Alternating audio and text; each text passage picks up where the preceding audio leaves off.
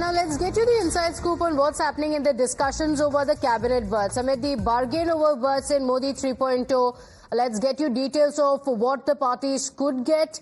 Bihar NDA formula has been accessed. Nitish Kumar's JDU could get 3 ministries. 3 MPs from the BJP and the JDU are going to be included.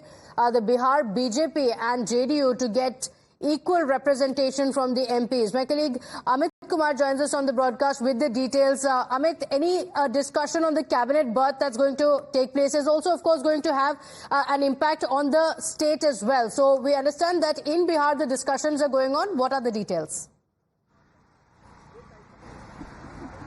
देखिए, कल शाम को ही बैठक हुई थी जब जेपी नड्डा के घर पर जेपी नड्डा थे, अमित शाह थे, राजनाथ सिंह थे और इस तरफ से नीतीश कुमार की मुलाकात हुई। जो सहयोगी दल थे, जो अलायंस पार्टनर्स है, उनके साथ अलग अलग बीजेपी नेताओं ने बैठक की और इसी फार्मूले को लेकर कि जब शपथ ग्रहण होगा 9 तारीख के शाम को 7:15 पर, तब नरेंद्र मोदी के साथ कौन कौन शपथ लेंगे, किसको कितना बर्थ मिलेगा।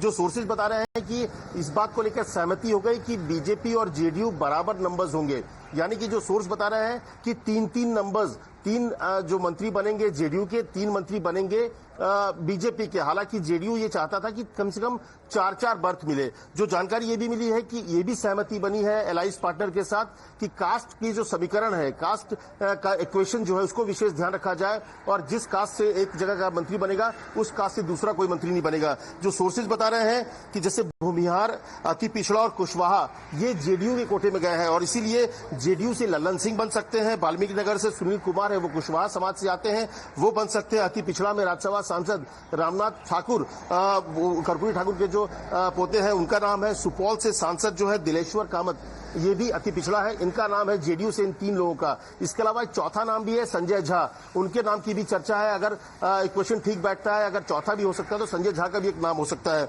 उसी तरह से बीजेपी की अगर बात कीजिए तो बीजेपी से राजपूत, ब्राह्मण और यादव समाज यानी पिछड़ा वर्ग से सहमति बनी है कि लिया जाएगा। तो ऐसे में अगर राजपूत की बात करिए तो महाराजगंज से जनार्दन सिगरीवाल है, उनका नाम प्रमुखता से है। हालांकि उसके साथ राजीव प्रताप रूडी का भी नाम है। नित्यानंद राय जो है वो आते हैं यादव कम्युनिटी से, उनका नाम है। इसके अलावा दरभंगा से गोपाल जी ठाकुर जो ब्राह्मण समाज से है, उनका नाम प्रमुखता से कहा जा रहा है कि इनका नाम हो सकता है। इसके अलावा गिरिराज सिंह और संजय जायसवाल, ये 2 नाम हैं जो कि इस मंत्रिमंडल की रेस में प्रमुखता से। इसके अलावा ये भी कहा गया है कि जो जानकारी मिली, जो सहमति बनी है कि चिराग पासवान की एलजेपी को 1 सीट मिलेगी, इसके अलावा मांझी को 1, यानी कि और दोनों ही दलित कम्युनिटी से आते हैं। तो पूरा कास्ट इक्वेशन को ध्यान में रखकर मंत्रिमंडल बनाने की तैयारी हो रही है, जिसमें अपर कास्ट को भी शामिल किया गया है, पिछड़ा को, अति पिछड़ा को, कुशवाहा समाज को और दलित सबको जोड़कर ये बनाया गया है। यानी कि करीब 3-3, 6 और 2,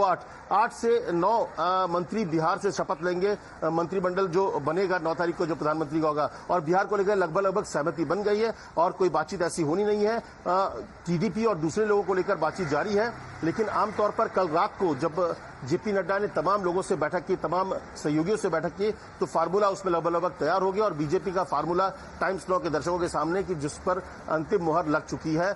सिर्फ एक जो 3-3 की जगह में कोशिश जेडीयू ने अपनी तरफ से कहा था कि 3 की जगह 4 किया जाए, लेकिन फिलहाल 3-3 जेडीयू और बीजेपी कोटे से मंत्री बनने की बात लगभग सहमति बन गई है। Okay, alright, so this is in Bihar. लेकिन अमित, बताया जा रहा था कि while the discussions were going on, what the allies wanted was one cabinet berth for every 4 MPs elected from them. So discussions are going on with JDU, but demands have also come in from the TDP as well. Like you mentioned, the discussions are still going on, but we have details of what ministries each of them want, including the JDU also being keen on the railways ministry, something that the BJP is also keen to retain because of the work that has happened in the last 10 years.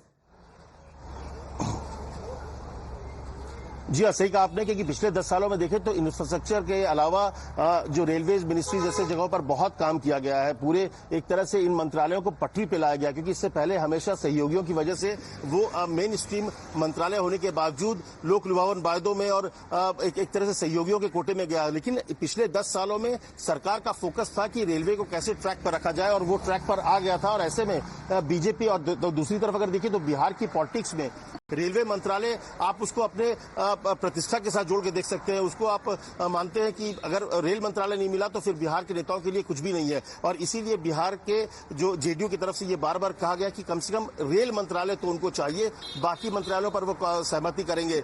लेकिन BJP की तरफ से साफ कहा गया कि इस तरह के मंत्रालय जो पॉलिसी डिसीजन में जिसको लेकर पिछले 10 सालों में बड़े काम हुए हैं और भविष्य में कुछ अलग से जो रोडमैप पे काम करने की तैयारी है, उन मंत्रालयों को देने के लिए बीजेपी किसी भी सूरत पे तैयार नहीं है। इस बात को लेकर बीजेपी ने कहा भी था कि अनवांटेड जो डिमांड्स होंगे उसको पूरा नहीं किया जाएगा। लेकिन नीतीश कुमार के साथ एक क्वेश्चन जो है प्रधानमंत्री का बहुत तगड़ा है, और आप कह सकते हैं कि इसमें नीतीश कुमार की लगभग हर बातों को माना भी जा रहा है, उनकी बातों को प्रमुखता से रखा भी जा रहा है। तो देखना है कि मंत्रालयों को लेकर क्या होगा, लेकिन नंबर्स को लेकर सहमति बन गई है, नंबर्स को लेकर बना हुआ है।